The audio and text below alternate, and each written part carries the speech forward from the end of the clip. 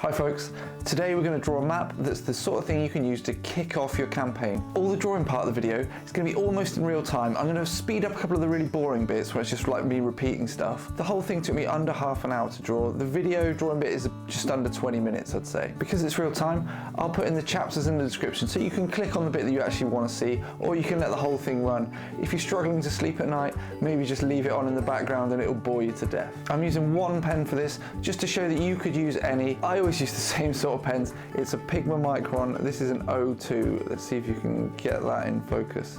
Right, just one pen. Use a biro if that's what you've got. You'll be able to draw this really easily. You'll also need paper. I've drawn my map in a little notebook. It's like this size. You can see it, it's nice and small. You'll also need a pencil if you're going to sketch it out. And the last thing that I've used, and you could use as well, is some hex paper. And I'll put a link in the description down below where you can download some of this hex paper and print it out. Right, without further ado, let's get on with it. Okay, so we're going to draw a really easy map. We're going to start by just putting a few things down that are of interest. So we're going to think about where are the players. They're going to be in a little village called Rivers Meet, which is going to be the intersection of two rivers. And then we're going to think about where are they going to need to go first. Well, they're going to go to two different places. First of all, they're going to go to like a ruined keep, which is on a small little island in the middle of a marsh. So, objectives, ruined keep on marsh. And there they're going to be investigating some bugbears or something like that. And then the second thing that they're also going to have to look at is an old bridge under which there's going to be some trolls. Okay, so first of all we want to think about the scale. So I've printed off a piece of hex paper which I'm going to put underneath here, and that's going to give us an easy look at the scale. Hopefully you can just about see that through the paper. It's pretty faint. But we're going to use one hex for 3 miles on this. So there's a hex there. So first of all, we're going to have a river coming down from the top here. I'm going to kind of follow the hexes just for simplicity. There's our first river. And then the rivers are going to meet, right?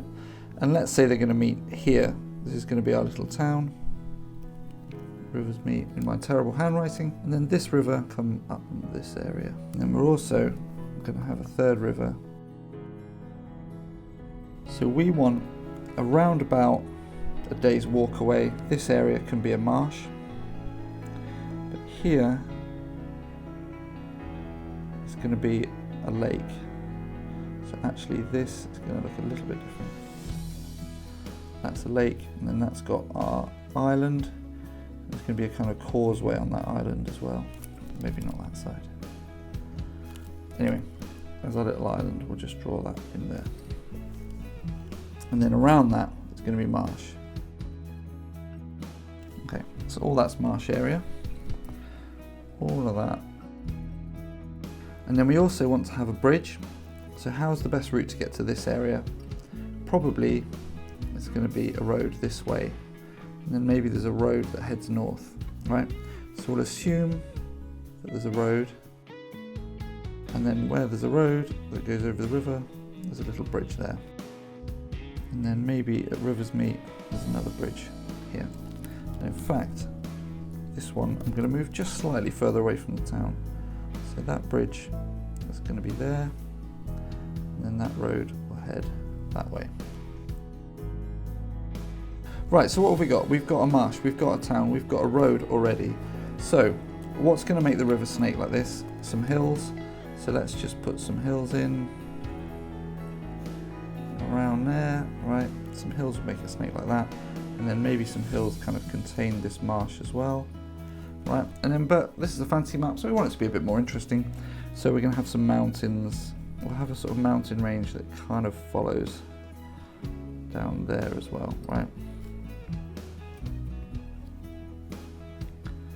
Right.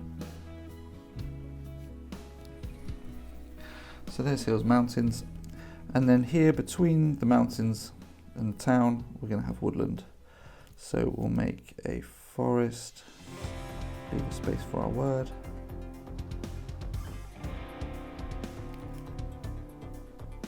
Wood. Okay, great. So now You can see we've got our town, we've got this road. Maybe this road is going to go to another town. We don't have to name that, we don't even have to include it, but we can just put town.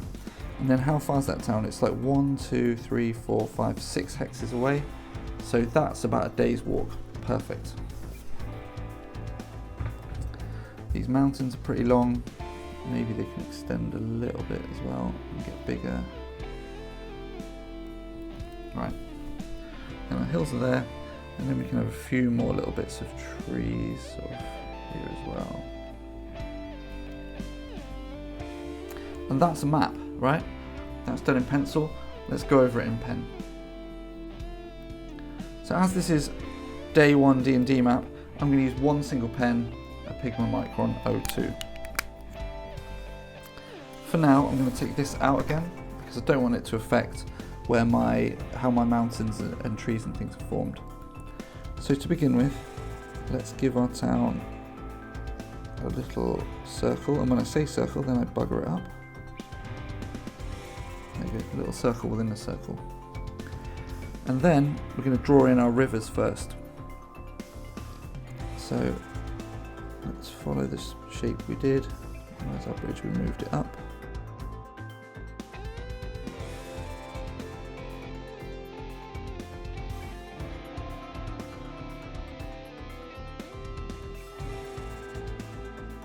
So to make a bridge, you can do it a few ways. I like to give it just a little humpback, really, just like that.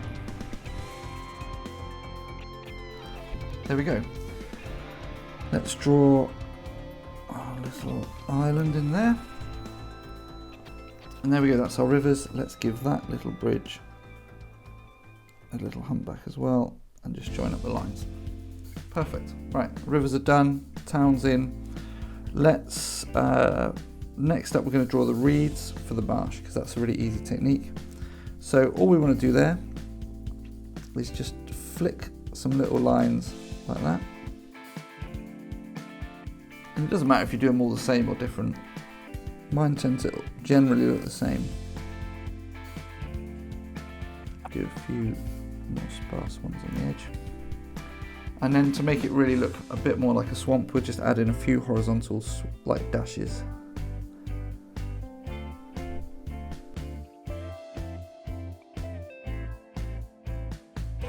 And then the finishing touch on the swamp, on some of the taller little lines, just give them a little ball on the top, and that'll make it look a bit more like a reed.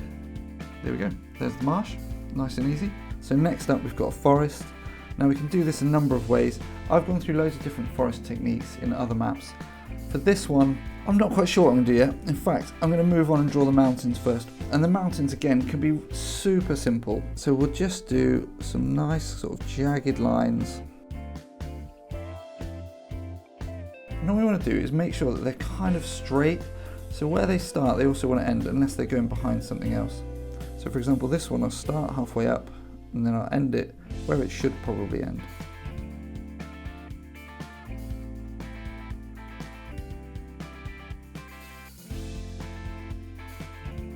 Anyway, I like to give my mountains a few little foothills just to kind of ground them in the image.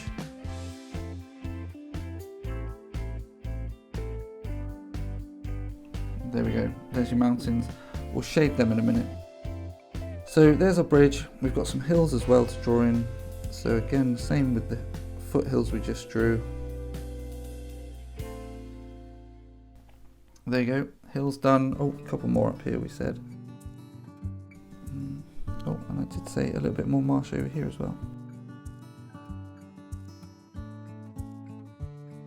Marsh is done. That's a pretty big marsh. You could do a lot of adventures in there. You could have like frogmen attacking, all sorts of stuff. Underground, like ruined, watery temples, anything.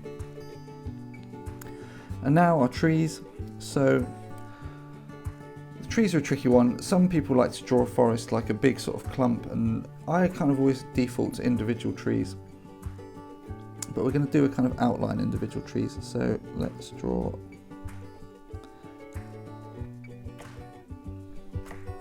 So you just draw these little kind of rice shapes, overlap a few, really easy. Try and connect them up, don't get lazy like me.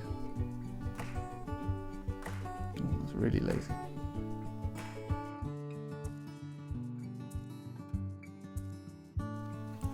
So at this point, it'd be quite good to put some names in. So we've got Rivers Meet. Now what I normally do is scan my maps and add the name titles in fonts like using Photoshop. But if you haven't got that, just draw them in. It doesn't matter if your handwriting's crap. The people who are going to look at this map are going to love it no matter what. So the forest, let's think up some sort of name for the forest. Let's call it the Webwood, and then we can stick some spiders in there.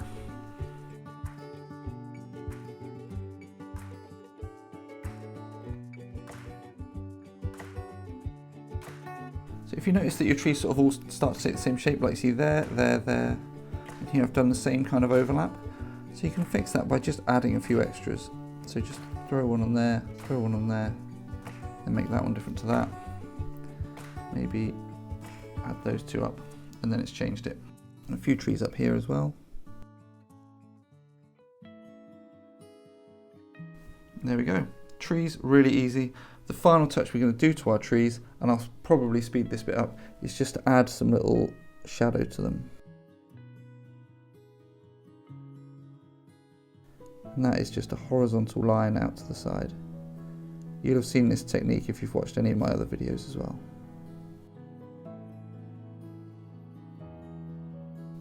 Alright, there we go. That's the trees. I think that's all of them.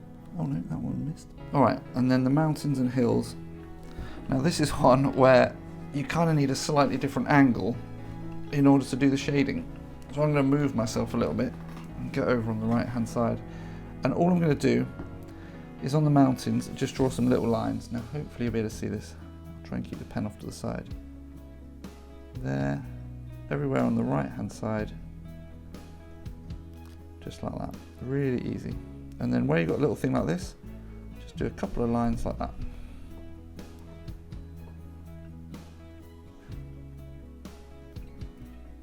Same on the hills.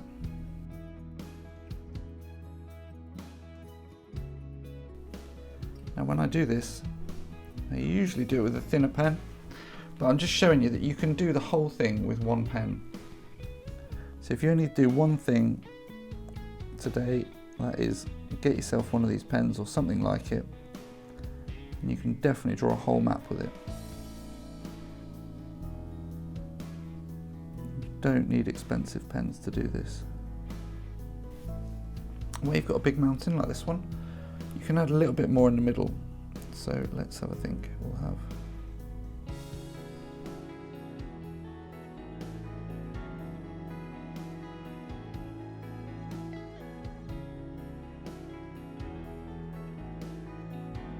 there we go, mountains done. We'll do the hills quickly. If you use a small piece of paper like this, you're saying to yourself, I've got less of a job to do, right? And I don't know about you, I'm a lazy sod. If you start with something like this, you've just got a small job to do. It's so much easier. So next up, I'm going to draw in the road. So we're just going to use the dotted line. This bridge, I might give it a name. We've got a little bit of space here. We can call it Thieves Bridge. There we go. Right, dotted line for the road. Make it nice and wavy. A straight road is really boring, and a road that meanders is much more interesting. So there we go. We'll carry on the road this way. So we'll think up a great name for that town in a bit. But first of all, we can erase everything else. Okay, I don't know how long that's taken us. Maybe half an hour to an hour. I'd have to check at the end. But that is a starter map for your D&D campaign, right? If you can't make a campaign probably to the first couple of levels out of that, oh, I've just spotted a bit I've missed. You're trying too hard. That is more than enough. You've got a few little points of interest, and you can add stuff as you need to. They don't need to know what's here or what's up here or anything like that. All they need to know, immediate vicinity and the places they're going to. So how are they going to get to there? They've got to trek through the marsh. How are they going to get over there? They're going to cross Thieves Bridge, and that's where they're going to run into their first encounter with something like trolls or something else. And maybe under that bridge is a little trapdoor that leads to a big kind of under the river temple complex or something like that. Really simple. One little finishing touch we can do, if we put our hex paper back underneath, we can add just a little bit of a scale to this. So over here where we don't need anything, let's just do a few little dots. 3.